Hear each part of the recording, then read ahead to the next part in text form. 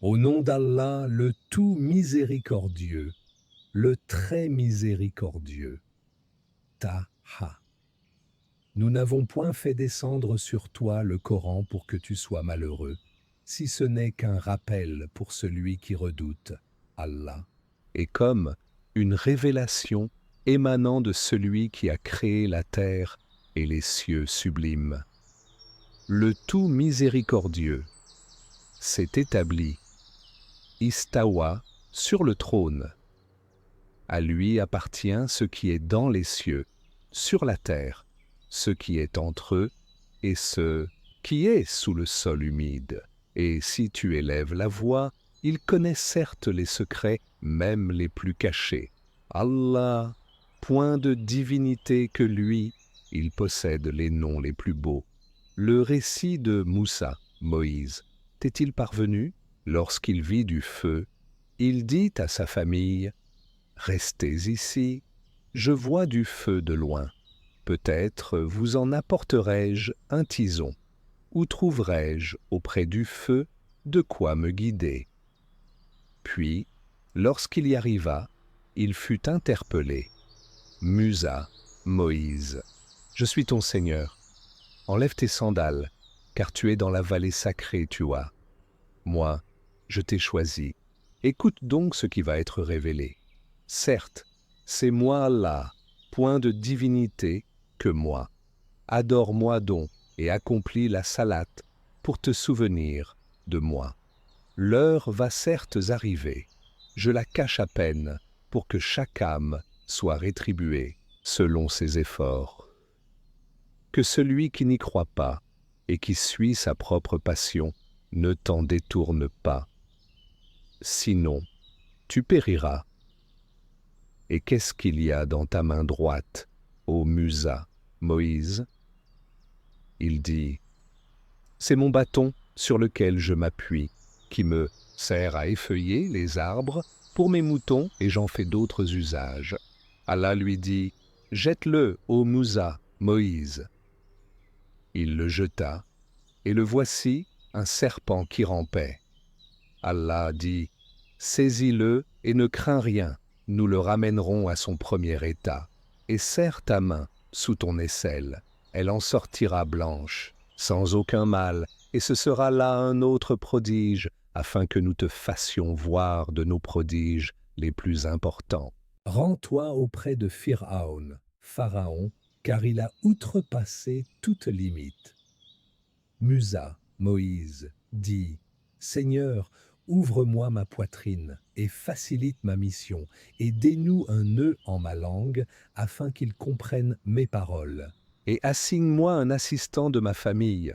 Aaron, mon frère, accroît par lui ma force, et associe-le à ma mission, afin que nous te glorifions beaucoup, et que nous t'invoquions beaucoup. Et toi, certes, tu es très clairvoyant sur nous.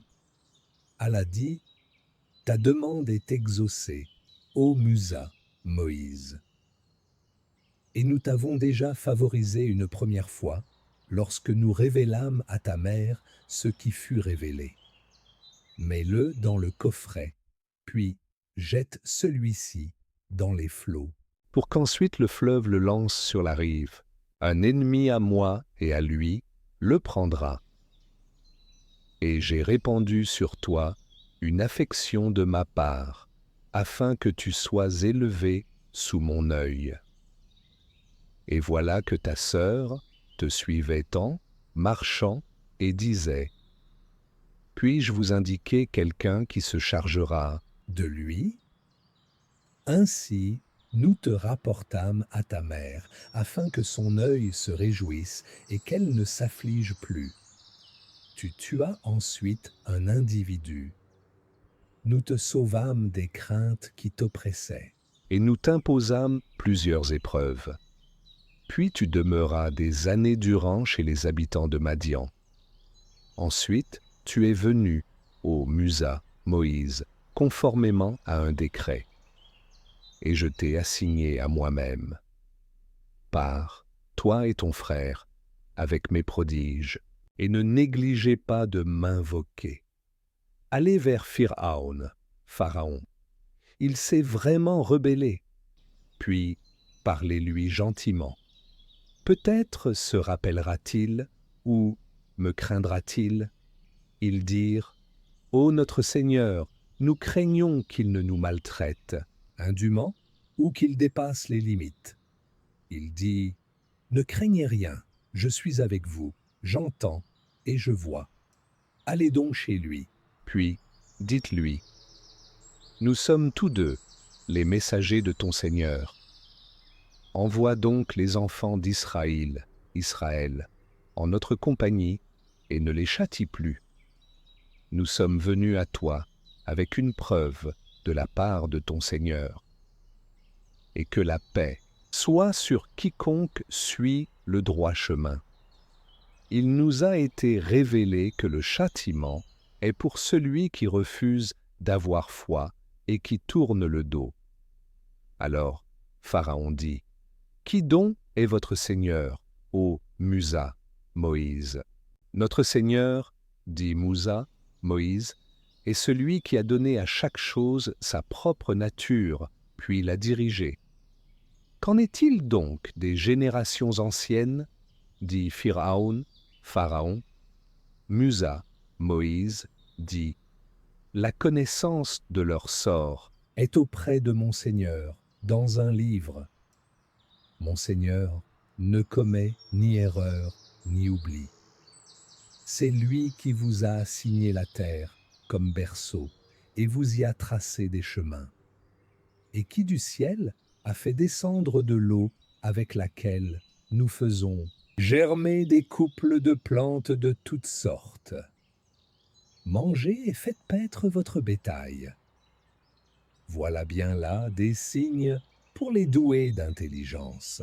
C'est d'elle, la terre, que nous vous avons créée, et en elle nous vous retournerons, et d'elle nous vous ferons sortir une fois encore. Certes, nous lui avons montré tous nos prodiges, mais il les a démentis et a refusé de croire. Il dit: Es-tu venu à nous, ô Musa, Moïse, pour nous faire sortir de notre terre par ta magie? Nous t'apporterons assurément une magie semblable. Fixe entre nous et toi un rendez-vous auquel ni nous ni toi ne manquerons, dans un lieu convenable. Alors Musa, Moïse, dit: Votre rendez-vous, c'est le jour de la fête, et que les gens se rassemblent dans la matinée. Pharaon, donc, se retira. Ensuite il rassembla sa ruse, puis vint au rendez-vous. Musa, Moïse, leur dit: Malheur à vous, ne forgez pas de mensonges contre Allah, sinon par un châtiment il vous anéantira. Celui qui forge un mensonge est perdu. Là-dessus, ils se mirent à disputer entre eux de leur affaire et tinrent secrète leur discussion. Ils dirent: Voici deux magiciens qui, par leur magie, veulent vous faire abandonner votre terre et emporter votre doctrine idéale. Rassemblez donc votre ruse, puis venez en rang serré.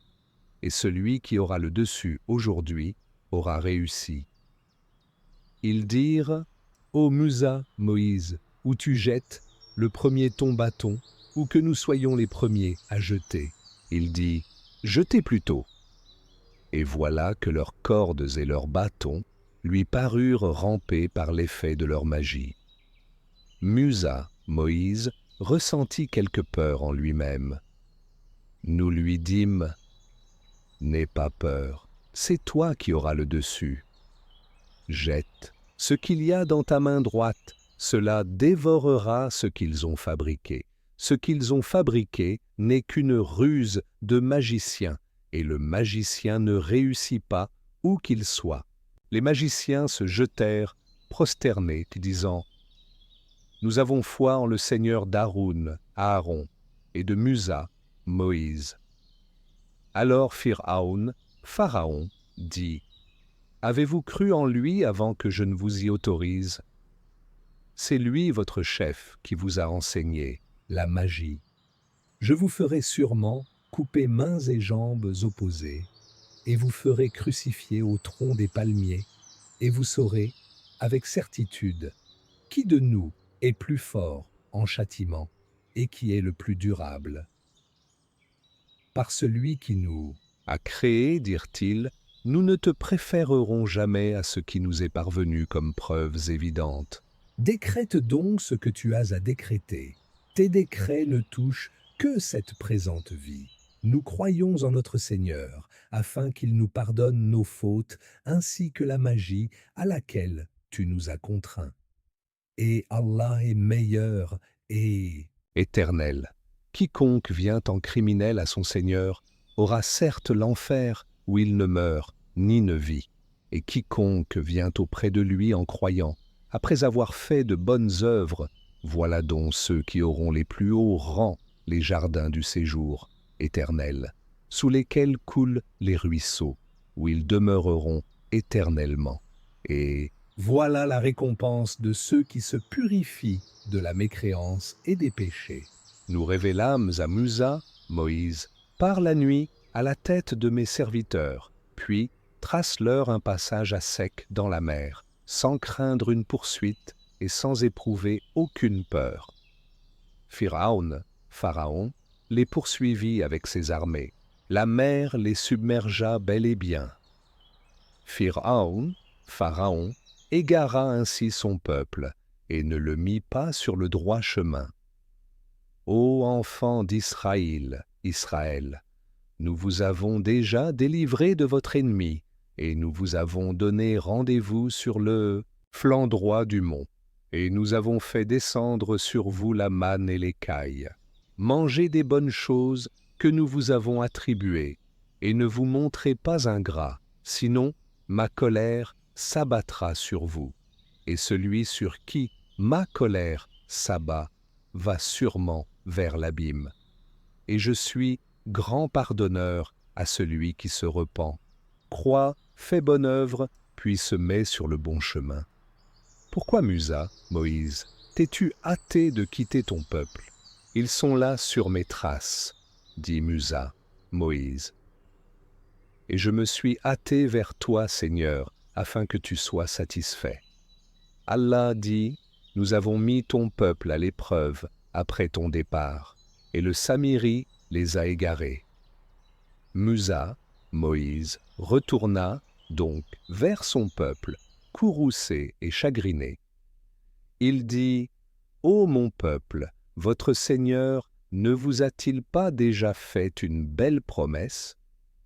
L'alliance a-t-elle donc été trop longue pour vous? Ou avez-vous désiré que la colère de votre Seigneur s'abatte sur vous pour avoir trahi votre engagement envers moi? Ils dirent, ce n'est pas de notre propre gré que nous avons manqué à notre engagement envers toi, mais nous fûmes chargés de fardeaux d'ornement du peuple, de Pharaon. Nous les avons donc jetés sur le feu, tout comme le Samiri les a lancés. Puis il en a fait sortir pour eux un veau, un corps à mugissement. Et ils ont dit, c'est votre divinité et la divinité de Musa, Moïse. Il a donc oublié. Quoi? Ne voyait-il pas qu'il le veau ne leur rendait aucune parole et qu'il ne possédait aucun moyen de leur nuire ou de leur faire du bien?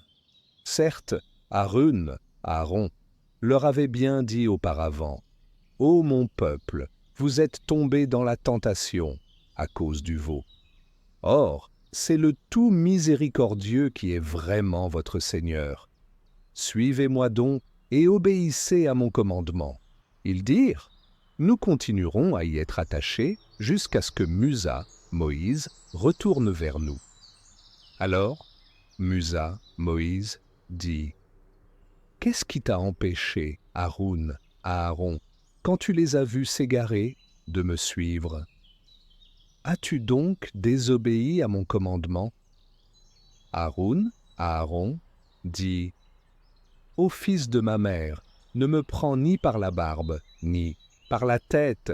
Je craignais que tu ne dises, tu as divisé les enfants d'Israël, et tu n'as pas observé mes ordres. Alors, Musa, Moïse, dit, « Quel a été ton dessein ?» Au Samiri, il dit, « J'ai vu ce qu'ils n'ont pas vu. J'ai donc pris une poignée de la trace de l'envoyé, puis je l'ai lancé. Voilà ce que mon âme m'a suggéré. Va-t'en, dit Musa, Moïse. Dans la vie, tu auras à dire à tout le monde, ne me touchez pas, et il y aura pour toi un rendez-vous que tu ne pourras manquer. Regarde ta divinité que tu as adorée avec assiduité. Nous la brûlerons certes, et ensuite nous disperserons sa cendre dans les flots. En vérité, votre seul Dieu est Allah, en dehors de qui il n'y a point de divinité, de sa science. Il embrasse tout. C'est ainsi que nous te racontons les récits de ce qui s'est passé. C'est bien un rappel de notre part que nous t'avons apporté. Quiconque s'en détourne de ce Coran portera au jour de la résurrection un fardeau. Sans un, ils resteront éternellement dans cet état, et quel mauvais fardeau pour eux au jour de la résurrection, le jour où l'on soufflera dans la trompe. Ce jour-là, nous rassemblerons les criminels tout bleus de peur. Ils chuchoteront entre eux. Vous n'êtes restés là que 10 jours. Nous connaissons parfaitement ce qu'ils diront lorsque l'un d'entre eux dont la conduite est exemplaire dira « Vous n'êtes restés qu'un jour ». Et il t'interroge au sujet des montagnes. Dis, mon Seigneur les dispersera comme la poussière et les laissera comme une plaine dénudée dans laquelle tu ne verras ni tortuosité ni dépression. Ce jour-là, ils suivront le convocateur sans tortuosité. Et les voix baisseront devant le tout miséricordieux. Tu n'entendras alors qu'un chuchotement. Ce jour-là, l'intercession ne profitera qu'à celui auquel le tout miséricordieux aura donné sa permission et dont il agréera la parole. Il connaît ce qui est devant eux et ce qui est derrière eux, alors qu'eux-mêmes ne le cernent pas. De leur science, et les visages s'humilieront devant le vivant, celui qui subsiste par lui-même, Al-Qayyum, et malheureux sera celui qui se présentera devant lui, chargé d'une iniquité. Et quiconque aura fait de bonnes œuvres, tout en étant croyant, ne craindra ni injustice ni oppression. C'est ainsi que nous l'avons fait descendre un Coran en langue arabe, et nous y avons multiplié les menaces, afin qu'ils deviennent pieux ou qu'ils les incitent à s'exhorter. Que soit exalté Allah, le vrai souverain. Ne te hâte pas de réciter le Coran avant que ne te soit achevée sa révélation. Et dis, « Ô mon Seigneur, accrois mes connaissances. » En effet, nous avons auparavant fait une recommandation à Adam, mais il oublia, et nous n'avons pas trouvé chez lui de résolution ferme. Et quand nous dîmes aux anges, « Prosternez-vous devant Adam », ils se prosternèrent, excepté Iblis qui refusa. Alors nous dîmes, « Ô Adam, celui-là est vraiment un ennemi pour toi et ton épouse. Prenez garde qu'il vous fasse sortir du paradis, car alors tu seras malheureux. Car tu n'y auras pas faim, ni ne seras nu. Tu n'y auras pas soif, ni ne seras frappé par l'ardeur du soleil. » Puis le diable le tenta en disant, « Ô Adam, t'indiquerai-je l'arbre de l'éternité et un royaume impérissable ?» Tous deux, Adam et Ève, en mangèrent. Alors leur apparut leur nudité. Ils se mirent à se couvrir avec des feuilles du paradis. Adam désobéit ainsi à son Seigneur, et il s'égara. Son Seigneur l'a ensuite élu, agréé son repentir et l'a guidé. Il dit, « Descendez d'ici, Adam et Ève. Vous serez tous, avec vos descendants, ennemis les uns des autres. Puis, si jamais un guide vous vient de ma part, quiconque suit mon guide ne s'égarera ni ne sera malheureux. Et quiconque se détourne de mon rappel mènera certes une vie pleine de gêne, et le jour de la résurrection, nous l'amènerons aveugle au rassemblement. Il dira « Ô mon Seigneur, pourquoi m'as-tu amené aveugle, alors qu'auparavant je voyais ?» Allah lui dira « De même que nos signes, enseignements, t'étaient venus et que tu les as oubliés, ainsi aujourd'hui tu es oublié. Ainsi sanctionnons-nous l'outrancier qui ne croit pas aux révélations de son Seigneur. Et certes, le châtiment de l'au-delà est plus sévère et plus durable. Cela ne leur a-t-il pas servi de direction que nous ayons fait périr avant eux tant de générations dans les demeures desquelles ils marchent maintenant. Voilà bien là des leçons pour les doués d'intelligence. N'eût-ce été un décret préalable de ton Seigneur et aussi un terme déjà fixé, leur châtiment aurait été inévitable et immédiat.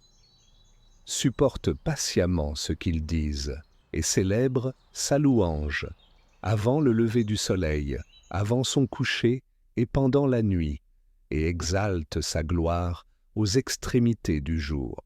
Peut-être auras-tu satisfaction, et ne tends point tes yeux vers ce dont nous avons donné jouissance temporaire à certains groupes d'entre eux, comme décor de la vie présente, afin de les éprouver par cela. Ce qu'Allah fournit au paradis est meilleur et plus durable. Et commande à ta famille la salate et fais-la avec persévérance. Nous ne te demandons point de nourriture, c'est à nous de te nourrir. La bonne faim est réservée à la piété. Et ils disent, pourquoi ne nous apporte-t-il pas un miracle de son Seigneur? La preuve, le Coran, de ce que contiennent les Écritures anciennes ne leur est-elle pas venue? Et si nous les avions fait périr par un châtiment avant lui, Muhammad, ils auraient certainement dit « Ô notre Seigneur, pourquoi ne nous as-tu pas envoyé de messagers? Nous aurions alors suivi tes enseignements avant d'avoir été humiliés et jetés dans l'ignominie. » Dis, chacun attend, attendez donc. Vous saurez bientôt qui sont les gens du droit chemin et qui sont les bien guidés.